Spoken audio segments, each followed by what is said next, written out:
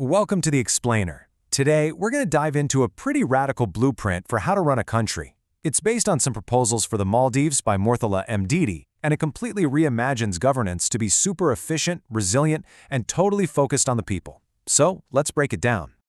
Okay, so the whole thing really kicks off with this one big question. It's designed to make you stop and think, what if we moved past the idea of government as this slow, clunky bureaucracy and instead treated it like a dynamic, super accountable service provider? Now, you'd think a plan this massive would start at the top, right? With some huge national policy. But nope, the entire foundation of this vision starts small, right at the community level, by completely reinventing the humble local community center. The idea here is to create a genuine one-stop shop for everyday life. I mean, think about it. Instead of you having to run all over town to different offices for social welfare, to pick up mail, or visit the library, what if it was all under one roof, super convenient and woven right into the social fabric of your neighborhood? And this is where it gets really smart. Look how technology is baked into everything. And this isn't tech for tech's sake. We're talking about smart libraries with RFID, so borrowing a book is seamless. Biometric terminals mean you can submit important applications with just a fingerprint. No more endless paperwork. Even the post boxes are automated. The whole point is to use tech to make civic life practically frictionless. And this right here is what really hammers home that business mindset. This hub isn't designed to be just another drain on public funds. The goal is for it to be 100% financially self-sufficient. It would run on its own income, from a mix of small service fees, corporate sponsorships, and local partnerships. That ensures it's actually sustainable for the long haul.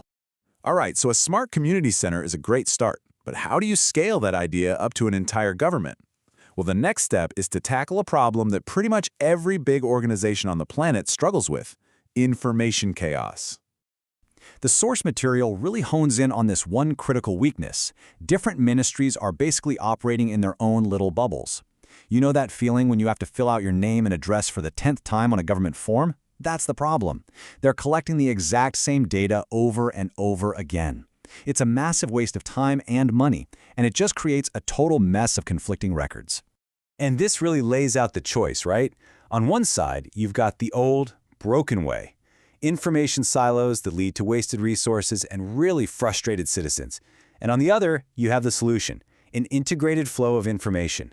That means lower costs, policies based on actual solid data, and a totally seamless experience for everybody. So the crucial question is, how do you manage this brand new integrated system?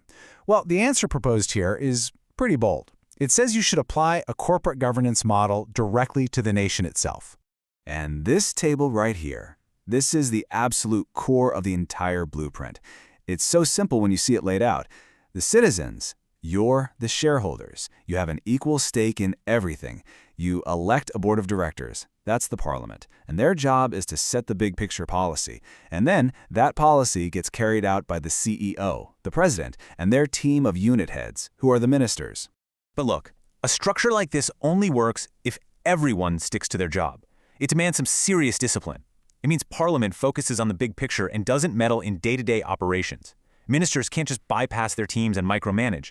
By giving everyone a crystal clear role and measuring their performance with concrete goals, you create this direct line of accountability that goes all the way to the top. Okay, but you can't build this high-tech, super efficient machine on a shaky foundation, right? Of course not. So let's look at the digital and physical bedrock that's required to make this whole vision resilient against, well, anything. It all comes down to one really important word: sovereignty. This means the nation controls its own digital destiny. It's about building a digital fortress, making sure that all government communications, all that critical data, and even the internet traffic itself are secure and protected from any kind of shock, whether it's a technical glitch or a global crisis. And this isn't just one single project. It's a defense system with multiple layers. First, you keep your country's internet traffic inside the country. Then, you build a secure digital highway just for government data to travel on. And finally, you add layer after layer of backups and fail-safes, like redundant data centers and satellite links, so that the government can keep running no matter what happens. So, let's pull it all together.